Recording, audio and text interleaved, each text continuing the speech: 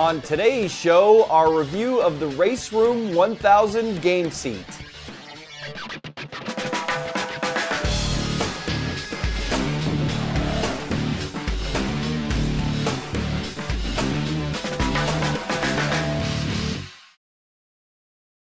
Welcome to Inside Sim Racing. I'm Darren Ganji here with my good buddy Sean Cole. And today we have another one of our many racing rig reviews, and this one today is the Gameseat RR1000 by Raceroom. And this particular model, or at least the base model, goes for $370, not including shipping costs. And that includes this base, like I mentioned, and a standard seat. And this comes to us from the same company behind Simbin, KW Automotive. And these are the same guys who are now behind Raceroom Experience, so now they're kind of hitting us on all levels, hardware and software. All-around package. Yeah. A little more detail about the RR1000 that we have here. It's a tube frame chassis that's powder-coated black. It comes with a racing style seat that's foldable forward and has an artificial leather or pleather covering of some sort. Which seems to be the go-to for most race rigs these days. You know, I don't think they want to use a real leather, so they go with the pleather.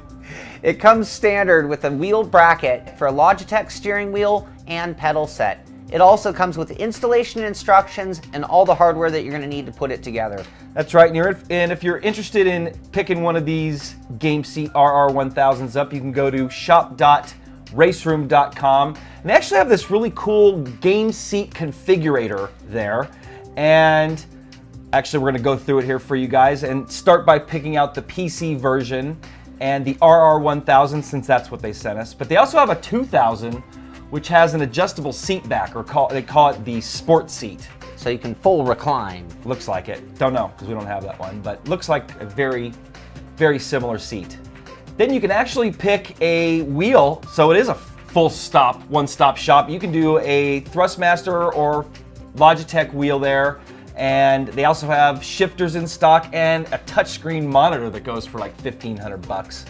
But let's start with the brackets and the stuff that they actually sent us. And the TH8 RS shifter bracket that we have attached to this one goes for $44.95. In addition to that, you can see we have the keyboard holder. That's $69.95. We also have the monitor holder on our particular model that goes for $59.95. Then finally, we have the 2.1 speaker brackets that we didn't actually add to ours. Those are $89.95. And then finally, the 5.1 speaker brackets, which we also don't have, and those are $124.95. And then adding to the accessories, we also have the seat rails. So it gives you forward and back adjustment here in the seat. Those go for $44.95. They also sent us a floor mat that goes for $44.95, a steering wheel adapter plate that seems to be made for a CSR Elite, but the box cover acts as a template for the T500 and Fanatec wheels, so you actually have to drill that plate out. We have some footage of you drilling it, actually, to fit the T500. That goes for $23.95, and then they also have a pedal plate that goes for $23.95, and that also seems to work for Club Sport pedals, but not for the T500. We ended up not even using it. Just went right into the base there. That's right. They also have the stiffening brackets, which are $59.95. So when everything was totaled up, added all together, you're looking at $772.55. And that doesn't include shipping. So let's back up and say you have a T500, you want the monitor holder, keyboard tray, even a shifter mount. You're looking at a little bit over $500. But the important thing is, you can tell it's a real modular system. I mean, you can kind of pick and choose what you need and work off of that base model and build it up. Everything came really nicely packaged and really neatly organized within the packaging. Comes with assembly instructions, 3 hex wrenches to aid in your assembly. But to do it right, you're going to need a wrench of some kind, either a crescent or a box wrench, box open-end wrench. A rubber mallet, and then a screwdriver. You were wondering about the rubber mallet. Yeah, what do you use the rubber mallet for? There was actually some plastic plugs that went into the ends. Right. So, and you know what? It was smart to use the rubber mallet. Otherwise, I would have shattered those things without a regular hammer. I was just going to say, if they hadn't recommended rubber mallet, I would have gone for the hammer and probably destroyed things. But we've seen how I do it. Knowing you, yeah. So, yeah, again, you needed a few tools to do it right. And quite a bit of assembly. I mean, it took us, with all the drilling and stuff that we had to do, it took us quite a bit of time to put it all together. Absolutely, and there's a lot of parts involved, so you got to kind of be organized to not misplace one set of bolts or screws or any of that. As mentioned, we had to do a little drilling for our T500 wheel and pedal set to work with the adapter plate supplied.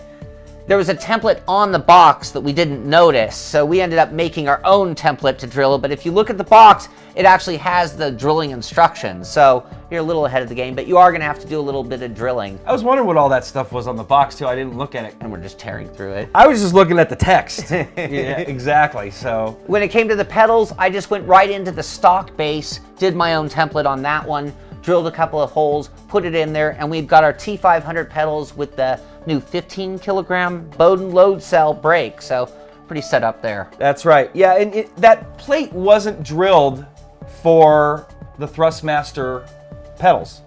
I'm not sure. There was 4 holes. I'm not sure what they were for, and then there was 4 holes that fit perfectly for Club Sport pedals. Right. We honestly tried to use the Club Sports, but had a little problem. We had 2 older sets of Club Sports. The brake, I guess, is failing on them, so we couldn't use the Club Sports. So anyway, but the adapter would have worked great with those pedals. Yes, the adapter worked perfect with those. No drilling required for those. I'd say don't get the adapter plate for the T500 because you're going to have to drill anyway, and you just drill into the base like we did. I agree. So that wraps up pretty much everything about this rig. What we've got here, all the different accessories, the prices, all that stuff. When we come back, we're going to go over some pros, cons, thoughts about different things, what it's like for the tall guy, what it's like for the shorter guy, and wrap it up with a rev scale when we come back. Peggy 3. What makes a driver a champion? Determination, speed, courage. There are many drivers with these qualities, but they're not always enough to make a champion. A champion needs something more. When you push yourself to the limits, there is only one thing that can really make the difference: control.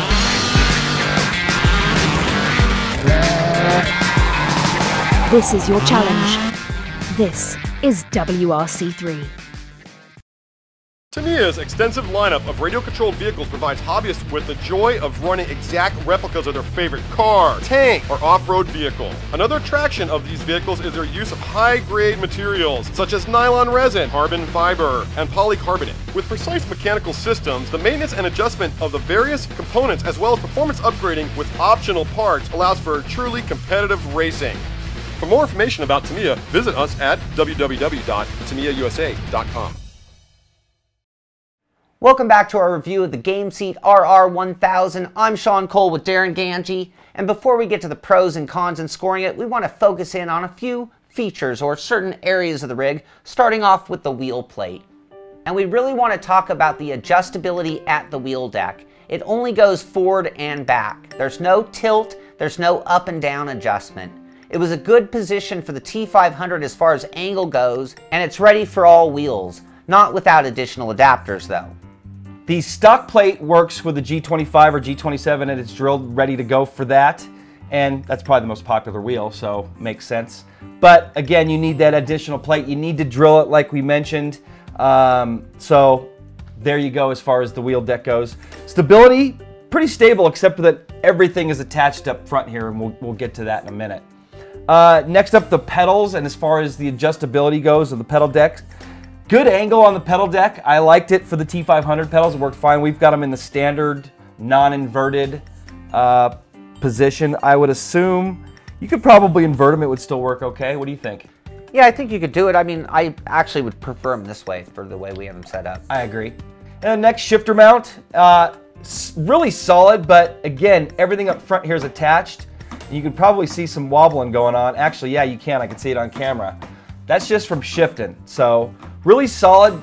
Too far forward though. I would have liked it a little bit closer to me. Right. Same with you, Sean. We thought it actually might work better as Sean moved everything closer, but no. He had the same reach. Worked. I mean, I was able to shift with it fine, but again, it moves the whole front of the rig, and it's a little bit too far forward. Yeah. Another thing is the keyboard tray, which I love this design. There are a few things about the keyboard tray. Number one, it's right where I want it. Yeah. And number two, the way it adjusts allows you to actually adjust its angle and still have it pivot without anything interfering. Well, and you can also lower it or raise it too.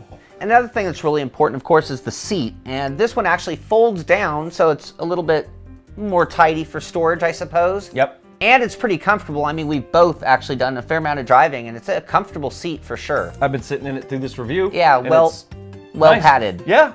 And then the additional seat rails just gives you more adjustment, and when you're going from our altitudes, that helps instead of having to reconfigure the whole the rig. Just move the seat a little bit. But you know what? You just brought up a good point. If you're just using it for yourself, I don't think you need the seat rails because you can adjust it in, you know, with the base and the wheel deck. Right. And, you know, I don't really think you need to spend that extra $45 for yourself. If you want the adjustability, if you have, you know, you're going to be sharing it with different people, definitely you should get the for me, it gave a little extra height, so I like that. Yeah, I was wondering about that too. Yeah. So yeah, it would lower to raise it too, depending on if you have them or not. Another thing is the monitor mount, and you know, usually we don't like monitors attached to the rig because you you can see it moving again here just by me moving it here. And you know, this is another case where I don't. If I bought this rig, I would go without the monitor mount and then have it on something separate. But it actually is raceable. I mean, it doesn't wobble too much. You know, we had some that just got this wobble and just kept going. What was the Viper? Yeah. That thing just kept moving, man. It would just get like a wave. Where this, it actually stops and it stabilizes, and I would imagine those reinforcement bars add to that. But there's some wobble though, and we'll just talk about the general wobble. This rig has forward wobble this way. Right. Not as much this way. It's pretty stable this way. But this way, I mean, there's a lot of movement. But again, you're not pushing or pulling on the wheel when you're driving. You're doing this. So yeah, hopefully. So there's the wobble factor. I mean, you can judge for yourself based on what you see here. For me, when I saw you putting that on, I thought, oh no, don't do it. And like any rig I've ever built, just like you said, I'd build my own, you know, monitor stand. But for some people, that's something you need. You need it to all fit together in one piece. They don't have the ability to build another stand or mount the TV somewhere else. Yep. I'd go minimum. We have a 28-inch, minimum 28. You go any smaller and it's going to be too small. Good distance too. It's right past the wheel deck, or right past your wheels, so it actually worked really well. I liked it. And then on top of everything else, it's a good looking rig. It's kind of racy. For sure. And then the other thing is, coming from the short guy, I guess that's me. That's you? It's a pretty good fitting rig. I mean, it's got some adjustability, so I got pretty comfortable in it. And from the tall guy, usually a rig doesn't fit both of us as well as this one did on both ends. I'm very comfortable in it as well. Lots of adjustability, especially with the, you know, the extra seat rails. You know, and overall, you know, it's a good rig. I'm 6'4", Sean's 5'5", so that's where we're at. And I would imagine in between fits really well too. And then last, the build quality. It's very nicely built, nice design. I gotta say though, there are some points like the metal on this keyboard tray, and you can hear it. It's just not. Is that even metal? I don't know. I don't know how they create this type of metal, and I would imagine it comes from some kind of template or stamp or something. But not that it's bad, because where it counts, it's got some solid stuff. But you know, and together it creates a good build quality. Mm-hmm. Would you agree there? I agree. But it does feel a little inexpensive. Cheap. Yeah, I was going to stay away from that word, but no, but it does the job. I mean, it's not like it's not holding this keyboard, because it is. It's so like modern futuristic pot metal. That's pot metal. That's a good term for it. So that's going to take us to our pros and cons. That's pretty much everything that we can think of to tell you about the rig. Starting with the pros, Sean just mentioned one. Cool looking, cool design. So it's, you know, very racy. And then next one, base is very affordable. For only $370, you're sim racing. So as long as you have a G wheel. Yeah, just like that. Yeah.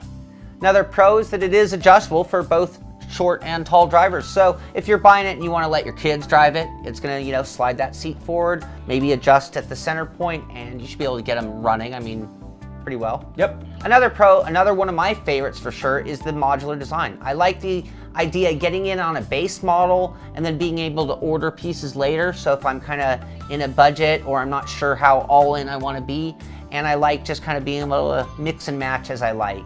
Yep.